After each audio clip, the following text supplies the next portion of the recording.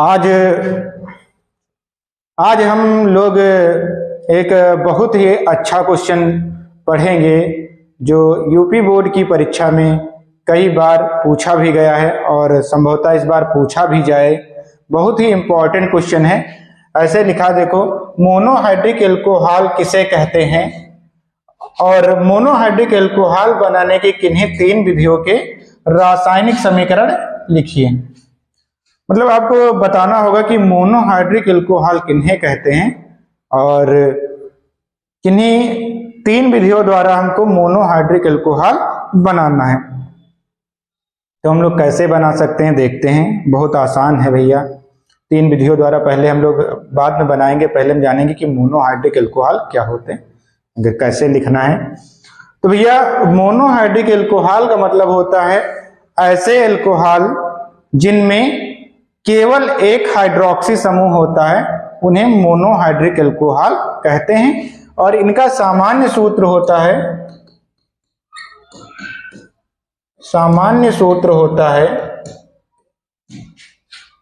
CnH2n+2O, जहां n बराबर carbon परमाणुओं की संख्या। जैसे इसका एग्जांपल हो जाएगा भैया, कुछ भी लिख सकते। अगर C की जगह पर N की जगह पर 1 रख दें तो यहाँ कितना हो जाएगा, 2 1 कम 2 और 2 4, तो H4 हो जाएंगे और O हो जाएगा। मतलब इसको हम लोग ऐसे लिख सकते हैं, इसी को CH3OH, मतलब मेथिल अल्कोहल बन जाएगा और इसमें एक हाइड्रोक्सी समूह लगा। या तो हम लोग इसको ऐसे भी कभी कभी लिख देते हैं, इसी फार्मूले को CnH2n+1OH, जहां n बराबर कार्बन परमाणुओं की संख्या है। इसका भी एग्जाम्पल ऐसे ही आएगा, एक हाइड्रोक्सी समूह दिख रहा है। या तो हम लोग ऐसे भी लिख देते हैं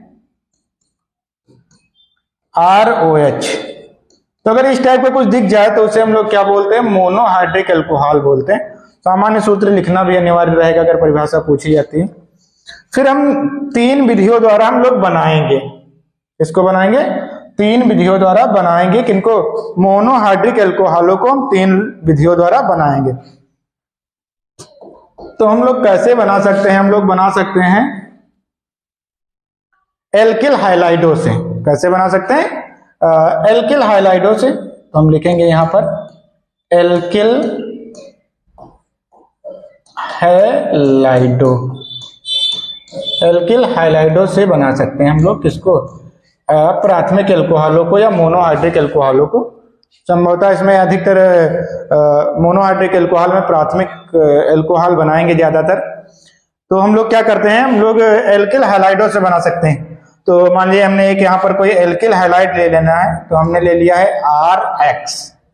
अगर इस टाइप का कोई एक दिख जाए तो उसे हम लोग क्या बोलते हैं, एल्किल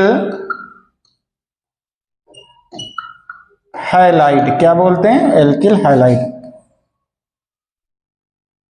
क्या बोलते हैं भैया, एल्किल हैलाइड।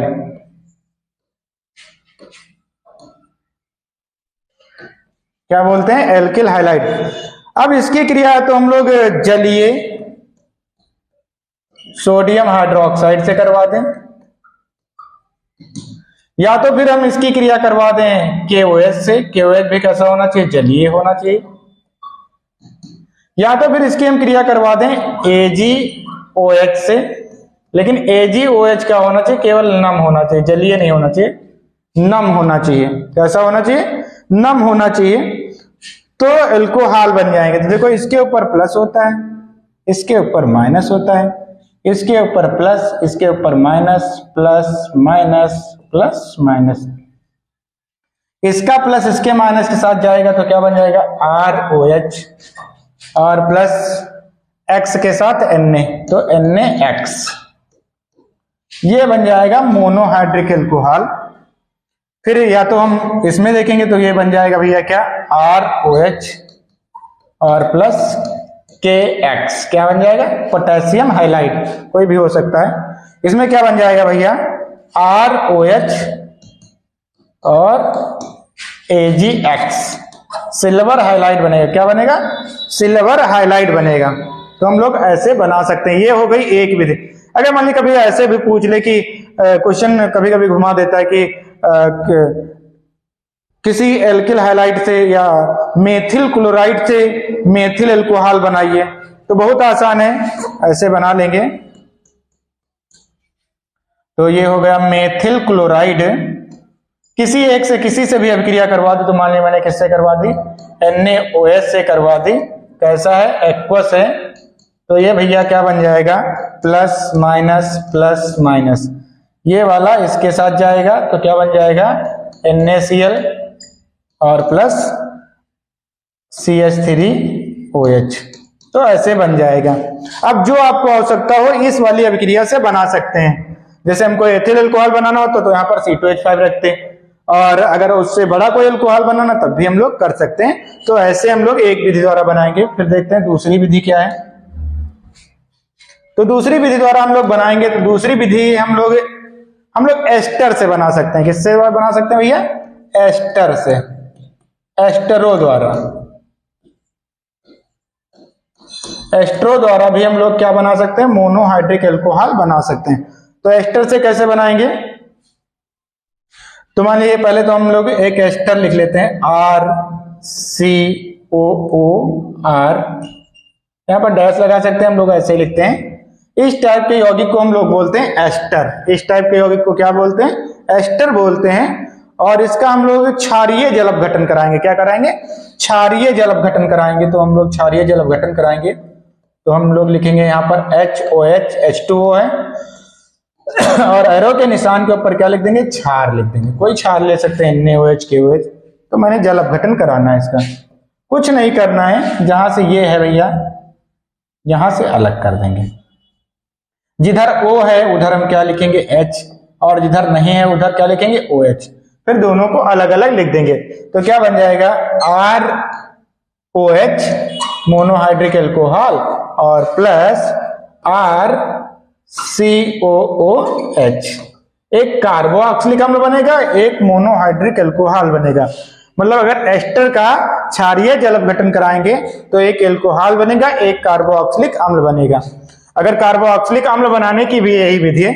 इसका एक एग्जांपल देख लेते हैं। मान लीजिए मैंने कोई एस्टर लिया है, CH3COO, C2H5, इसका नाम है एथिल एसीटेट। क्या नाम है भैया, एथिल एसीटेट। और एथिल एसीटेट का हम लोग क्या करवा रहे हैं, जल अपघटन करवा रहे हैं क्षार की उपस्थिति में। तो ये वाला बॉन्ड यहां से टूटेगा और ये वाला यहां से टूटेगा, इसमें भी टूटा था, इधर हो जाएगा H और इधर क्या हो जाएगा, OH। तो क्या बन जाएगा भैया, C2H5OH ethyl alcohol plus CH3COO और ये वाला H, एसिटिक अम्ल बनेगा। क्या बनेगा भैया, एसिटिक एसिड, और क्या बनेगा, एथिल अल्कोहल। दो चीजें बनेंगी, एक बनेगा एथिल अल्कोहल और एसिटिक अम्ल। ये जो अभिक्रिया होती है ये उल्टा होती है एस्टरीकरण अभिक्रिया के। किसके उल्टा होते हैं, एस्टरीकरण अभिक्रिया के। तीसरी विधि द्वारा बनाते हैं, तो हम लोग बना सकते हैं ईथर से। किससे बना सकते हैं, ईथर से। ईथरो से। अब ईथर से कैसे बनाएंगे, ईथर का भैया हमको क्या करवाना होगा, जल अपघटन करवाना होगा। ईथर का भी क्या करवाना होगा, जल अपघटन। तो ईथर ऐसे होते हैं ROR, इस टाइप के यौगिकों को हम लोग क्या बोलते हैं, ईथर बोलते हैं। और इनका करवाना है जल अपघटन HOH, किसकी उपस्थिति में, डाइल्यूट H2SO4 की उपस्थिति में। किसकी उपस्थिति में, तनु सल्फ्यूरिक अम्ल की उपस्थिति में ईथर का हम लोग क्या करवाएंगे, जल अपघटन कराएंगे। बॉन्ड यहां से तोड़ेंगे ऐसे, और ये वाला यहां से, जिधर O है उधर H और जिधर R है उधर क्या, OH। अब देखो ये ROH और ROH बन गया, तो ये बार दो बार बन जाएगा ROH। लेकिन ये कंडीशन तब ऐसे बनेगा जब दोनों R समान होंगे, मतलब जो ईथर होगा वो कैसा होगा, सम्मित होगा। सम्मित ईथर पर यह बात लागू होगी। सम्मित ईथर का मतलब क्या होता है, ऐसा ईथर जिसमें द्विसंयोजी ऑक्सीजन परमाणु से द्विसंयोजी ऑक्सीजन परमाणु से समान एल्किल समूह लगे होते हैं, उन्हें हम लोग सममित ईथर कहते हैं। जैसे ROR, इसका एक एग्जांपल देख लेते हैं भैया। C2H5O C2H5, इसका नाम है डाई एथिल ईथर। क्या नाम है? Die ethyl ether. और इसका हम लोग करवा रहे हैं HOH, सेम उपस्थिति तनु H2SO4। ये वाला बॉन्ड यहां से टूटेगा और ये वाला यहां, इधर H और इधर OH। और तो ये क्या बन जाएगा भैया? C2H5OH C2H5OH, तो 2 बार बन जाएगा C2H5OH। तो इसमें तो बन गया ऐसे। लेकिन मान लीजिए कोई असममित ईथर होता, असममित ईथर ऐसे दिखते हैं, ROC2R। इस टाइप का अगर ईथर दिख जाए तो उसे हम लोग क्या बोलते हैं? असममित ईथर। क्या बोलते हैं? असममित। इसका हम लोग करवाएंगे HOH, जल अपघटन, सेम उपस्थिति, डाइल्यूट H2SO4। क्या करेंगे? ये वाला बॉन्ड यहां से तोड़ेंगे, ये वाला यहां से, जिधर O है उधर H और जिधर नहीं उधर OH। तो इस बार क्या बन जाएगा भैया? RCH2OH, RCH2OH और प्लस क्या बन गया? ROH।